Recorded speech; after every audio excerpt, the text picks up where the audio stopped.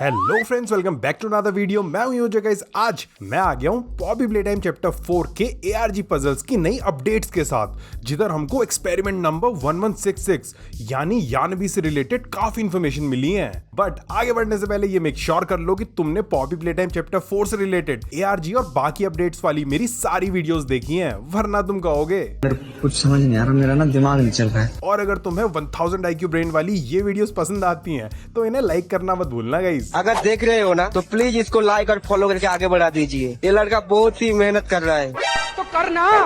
अब आगे बढ़ने से पहले बात कर लेते हैं उस क्वेश्चन की जो मैंने तुमसे पिछली ARG वाली वीडियो में पूछा था कि आखिर इस पियानोसॉरस की फोटो में ये क्या लिखा हुआ है और क्यों लिखा हुआ है। तो यार बहुत लोगों ने कमेंट्स किए थे और क्या लिखा हुआ है ये तो बहुत से लोगों ने बताया, बट क्वेश्चन का मेन पार्ट तो था क्यों, आखिर ये क्यों लिखा हुआ है। और उसका आंसर ना कुछ ही लोगों ने बताया जिनके कॉमेंट्स ना अभी स्क्रीन पे आ रहे होंगे। ऐसी क्वेश्चन के आंसर्स देते रहा करो, तुम्हारा कॉमेंट भी वीडियो में फीचर हो सकता है। तो करना। तो बात करें इस आंसर की, तो इस फोटो में लिखा हुआ है रीमेक, और ये इसलिए लिखा हुआ है क्योंकि ये प्लेटाइम वालों की ओरिजिनल पिक्चर नहीं है, बल्कि ना किसी हमारे तुम्हारे जैसे फैन ने इस पियानोसॉरस वाली इमेज का रेफरेंस लेके ये वाली इमेज ड्रॉ करी और उसके बाद ना उसने उसके ऊपर रीमेक लिख दिया, ताकि ये कंफ्यूजन ना हो कि ये जो इमेज है ये ओरिजिनल पॉपी प्लेटाइम वालों की, मतलब मॉब एंटरटेनमेंट वालों की नहीं है। तो गाइस यार, चैप्टर 4 के ARG की इससे पहली वाली वीडियो में मैंने तुम्हें बताया था कि शीप रैम्पेज नाम का एक यूट्यूबर उन 3 में से एक लोकेशन में गया था जहां उसे ये डब्बा मिला था जिसके अंदर हगी वग्गी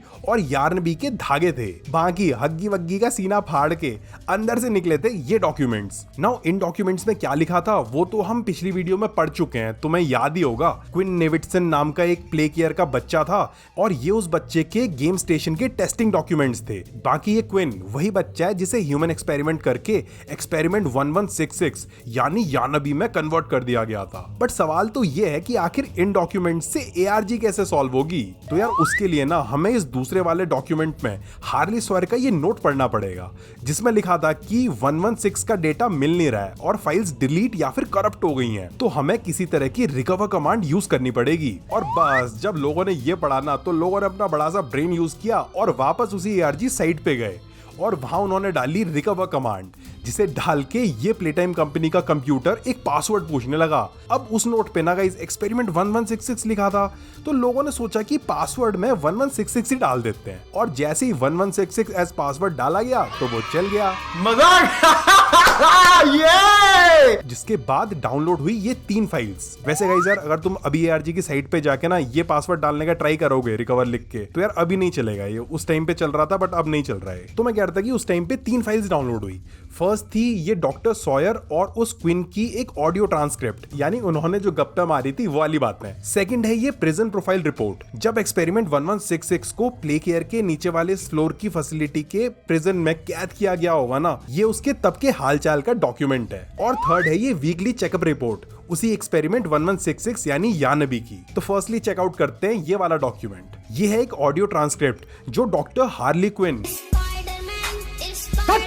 अरे जोकर की जोकरी नहीं, I mean doctor Harley Sawyer और उस बच्चे क्विन नेविडसन के बीच हुई कोई कॉन्वर्सेशन है। अब गाइस यार इसमें डेट हिडन है, बट मोस्ट प्रोबेबली ये जो बातें लिखी हुई है ना, ये ना क्विन के गेम स्टेशन वाले पहले टेस्ट और दूसरे टेस्ट के बीच में हुई होंगी। याद होगा तुम लोगों को, पहली बार टेस्ट में कतई बेकार परफॉर्म किया था उसने, बट दूसरी बार में फर्स्ट गेम छोड़ के बाकी दोनों गेम्स में एकदम का परफॉर्मेंस दिया था उसने। तो डॉक्टर सॉयर कहते हैं, क्विन क्या मैं पूछ सकता हूँ कि तुम क्या कर रहे हो? फिर क्विन कहता है, अपने टॉयज को बहुत खूबसूरत बना रहा हूँ डॉक्टर सॉयर। फिर डॉक्टर सॉयर कहते हैं, तुम्हें लगता है कि बिना सिर के तुम्हारे टॉयज ज्यादा प्यारे लग रहे हैं? देन क्विन कहता है, हाँ जी हाँ, इनके सिर जो है वो इनकी बॉडीज के बीच में आ जा रहे हैं, लेकिन अगर हम इस डॉल के सिर को उठा के दूसरी डॉल के सर पे लगाएंगे तो ये और ज्यादा अच्छे से चलने लगेगी। भाई क्विन पागल हो गया क्या, कैसी बातें कर रहा है? टॉयज के सर तोड़ ताड़ के एक का सिर दूसरे में, दूसरे का सिर एक में लगा रहा है, भाई पागल है ये। फिर डॉक्टर सॉयर कहते हैं, अच्छा क्विन मुझे पता है कि ये तुम्हारे लिए कोई सरप्राइज की बात नहीं है, बट तुम्हारे जो काउंसलर्स हैं वो काफी कंसर्न है तुमको लेके, काफी टेंशन में है वो तुम्हें लेके। उन्हें लगता है कि तुम जो अभी हरकतें कर रहे हो वो सही नहीं है। हाँ डॉक्टर सॉयर सही कह रहे हैं वो काउंसलर्स, ऐसी हरकतें अजीब ही लगती है। फिर गाइस क्विन कहता है, ओ आई एम सॉरी। फिर डॉक्टर सॉयर क्विन से कहते हैं, क्या तुम्हें अपने काउंसलर्स का वो असेसमेंट सही लग रहा है? जो सुन के क्विन कहता है, मुझे असेसमेंट वर्ड का मीनिंग ही नहीं पता, मैं तो बस अपने खिलौनों को प्रिटियर बना रहा हूँ, खूबसूरत बना रहा हूँ। फिर डॉक्टर सॉयर कहते हैं कि हम भी तो वही कर रहे हैं। हाँ डॉक्टर सर तुम तो अलग ही लेवल पे चल रहे हो भाई, ये क्विन तो बच्चा हो के खाली डॉल्स के साथ खेल रहा है, ये डॉक्टर सर और प्ले टाइम कंपनी वाले तो इंसानों के साथ खेल जा रहे हैं भाई। फिर डॉक्टर सर कहते हैं क्विन तुम जानना चाहते हो कि मैं क्या सोच रहा हूँ? क्विन कहता है बताइए। फिर डॉक्टर सर कहते हैं मुझे लगता है कि तुम खुद को रोक रहे हो, तुम जानबूझ के उन टेस्ट्स में अंडर परफॉर्म कर रहे हो ताकि लोग तुमसे ज्यादा उम्मीदें ना रखें, और मुझे लगता है कि तुम ऐसा इसलिए कर रहे हो क्योंकि तुम इस दुनिया को अलग तरीके से देखते हो, लेकिन उसमें कुछ गलत नहीं है बेटा। मुझे लगता है कि तुम स्मार्ट हो, तुम काफी केपेबल हो, और मुझे पता है कि तुम अपने अगले टेस्ट में और भी बढ़िया करोगे। जानना चाहते हो मुझे कैसे पता है? जो सुन के क्विन कहता है बताओ। और फिर डॉक्टर सॉयर कहते हैं बेटा मैं तुम्हें अच्छे से देख सकता हूँ, वो भी ऐसे नहीं कि जैसे बाकी लोग तुम्हें देख रहे हैं, मैं असली क्विन नेविडसन को देख सकता हूँ और मुझे उस पर भरोसा है। हम दोनों ही इस दुनिया को खूबसूरत बनाना चाहते हैं, इसलिए अगले हफ्ते बेटा गेम स्टेशन में जब तुम जाओगे मैं तुम्हें देख रहा हूँगा, वहां मुझे असली वाला क्विन दिखाना, ठीक है? जो सुन के क्विन कहता है ओके, एंड फिर डॉक्टर सर उससे कहते हैं ठीक है, मुझे निराश मत करना। तो यार इन गप्पों से पहली बात तो ये पता चल रहा है कि इस क्विन को एक टॉय का सर उखाड़ के दूसरे टॉय के सर पे चिपकाना पसंद है। जो इसको टॉयज मिलते हैं ना, ये उनके ऊपर एंशिएंट एक्सपेरिमेंट्स करता रहता है। वैसे जब मैं छोटा था ना तो मैं भी ना अपने टॉयज की हालत ही खराब कर देता था, एक भी जिंदा नहीं बचा, सारे मर गए भाई। अदर देन दिस लग रहा है कि जो क्विन था ये बहुत स्मार्ट था, ये ना प्ले टाइम के साइंटिस्ट्स और उधर के डॉक्टर्स को ना उल्लू बना रहा था, ऐसी एक्टिंग कर रहा था जैसे कि ये भोला भाला सा मासूम सा बुद्धू सा बच्चा हो। बट हार्ली सॉयर को समझ आ गया था कि ये क्विन स्मार्ट है, तभी वो इससे इतनी चिकनी चुपड़ी बातें करके इसको मक्खन लगा रहा था, इससे कह रहा था कि अपने अगले टेस्ट में अपना बेस्ट देना, और ये बेचारा फंस गया। रिजल्ट्स तो देखे थे ना हमने दूसरे वाले टेस्ट के। वैसे ये क्वीन बुद्धू होने की एक्टिंग क्यों कर रहा था? इसे पता था क्या कि गेम स्टेशन के ये टेस्ट्स क्यों करवाए जाते थे? मे बी इसके समझ आ गया हो कि जो बच्चे टॉप करते थे उन्हें कैटनैप की लाल बात सुंघा के एक्सपेरिमेंट करके टॉयज में कन्वर्ट कर दिया जाता था, तभी ये बुद्धू होने की एक्टिंग कर रहा होगा ताकि इसकी जान बच जाए। ये रीजन था, या फिर क्यों बन रहा था यार ये बुद्धू, क्यों कर रहा था बुद्धू होने की एक्टिंग? तुम्हें क्या लगता है गाइस? कमेंट से बताओ यार। बाकी जो भी था यार, बेचारा तेज खोपड़ी लगा के भी डॉक्टर हार्ली सॉयर की नजरों से नहीं बच पाया। उन्होंने कर दी इसकी तारीफ, बुद्धि बहुत तेज है तुम्हारी, और बस इसने टेस्ट में कर दिया टॉप।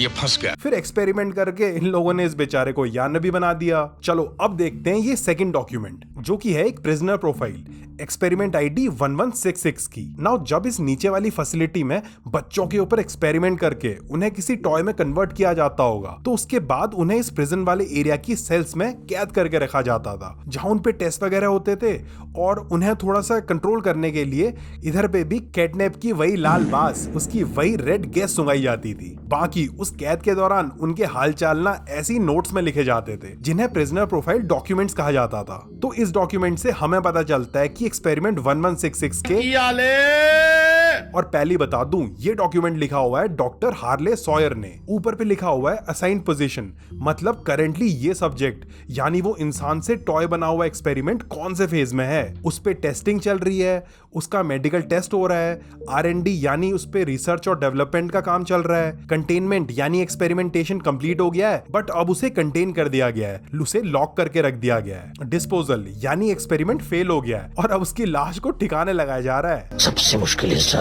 यानी लाश को ठिकाने लगाना, या फिर कुछ और। अब इस एक्सपेरिमेंट 1166 की करंट स्टेट पेंडिंग थी, यानी ये सोचा जा रहा था कि इसके साथ क्या करना है। बिहेवियर की बात करें तो डॉक्टर हार्ली सॉयर लिखते हैं कि 1166 की बुद्धि के तो क्या कहने हैं, ए बंदा एक नंबर दा उल्लू दा पट्ठा है। हायर कॉग्निटिव फंक्शंस यानी ऊंचे लेवल की बुद्धि तो है नहीं इसमें, कॉम्प्लेक्स रीजनिंग यानी जटिल तर्क शक्ति, बोलना, प्रॉब्लम सॉल्विंग, ग्रेटर इंट्रोस्पेक्शन यानी खुद के बारे में एक हाई लेवल की समझ रखना, ये सब चीजें भी कुछ हद तक ठीक ठाक ही है इसमें। सच बोलो तो ये सब भी खत्म। फिजिकली तो ये एकदम परफेक्ट है, ताकतवर है, एकदम तेज फुर्तीला है, बट क्या करें दिमाग से तो थोड़ा ढीला है। मैं नहीं कर रहा हूँ यान भी तेरी बेइज्जती, ये डॉक्टर हार्ली सॉयर कह रहे हैं, उन्होंने लिखा है तेरे बारे में, मैं तो बस पढ़ रहा हूँ। मगर इस एक्सपेरिमेंट 1166 में एक तरह की लॉयल्टी यानी वफादारी है। स्टाफ के जो लोग इसकी देखरेख कर रहे थे ये उन्हें अच्छा मानता है। जैसे डॉग्स और कैट्स पालतू बन जाते हैं ना, वैसे ही ये मॉन्स्टर भी पालतू बन जा रहा है उनका। सो इसकी इच्छाओं को मैनिपुलेट किया जा सकता है, ये महसूस करता है, ये डरता भी है, जिसका हम इस्तेमाल कर सकते हैं। मुझे लगता है कि हमें कुछ नया अचीव हुआ है। हमारे एक्सपेरिमेंट की प्रोसेसेस चाहे अभी भी काफी सुधार मांग रही हैं, बट चीजें इंप्रूव हो रही हैं। स्टिल 1166 यानबी एक अजीब सा फनी छोटू सा क्रिएचर है। जिस तरह से ये कमरे के कोने में बैठ जाता है और सबको देखता रहता है, यहाँ पे गाइस ये टेक्स्ट ढका हुआ है, इसे सीरियसली लिया गया था बट इसने मुझे हंसा दिया। कंक्लूजन। अब लास्ट में डॉक्टर हार्ले सॉयर कंक्लूड करते हैं, मैं इसे आइसोलेट करने वाला हूँ, इसे अलग रखने वाला हूँ, इससे कोई नहीं मिलेगा, सिर्फ मैं मिलूंगा। मैं इन ह्यूमन एक्सपेरिमेंट्स वाले प्रोजेक्ट्स के लिए बहुत इंपॉर्टेंट हूँ, इसलिए मेरी जान भी बहुत कीमती है और उसे हर समय बचाना होगा। बाकी ये क्यूट सा क्रिएचर है जिसे देख के और जिसकी अजीब सी आवाज सुन के मुझे हंसी आती है। रही बात जब तक मैं इसके ऊपर काम करूंगा तब तक ये मेरा वफादार बन चुका होगा, ये सिर्फ मुझे जानेगा और किसी को नहीं। ये डॉक्यूमेंट पढ़ के नाउ वी नो कि यानबी फिजिकली स्ट्रॉन्ग है, तेज तर्रार फुर्तीला है, स्विंग करके इधर से उधर पहुंच जाता है। ट्रेलर में भी देखा था हमने कैसे दबे पांव एकदम चोरों की तरह चल रहा था, इधर से उधर चले जा रहा था, पता भी नहीं चल रहा था। बट गाइज इसकी कमजोरी है, ये उतना स्मार्ट नहीं है यार। डॉक्टर हार्ले सॉयर ने बड़ी उम्मीदों से क्विन के इंटेलिजेंस से प्रसन्न होके उसे यानबी में कन्वर्ट करने का सोचा था, बट एक्सपेरिमेंट के बाद तो इसकी अकल खत्म हो गई, पूरी गायब ही हो गई। इवन अब ये बोलना भी भूल गया है, खाली टैटा टूटू की आवाजें निकालता है। ट्रेलर में भी सुनी थी हमने वो।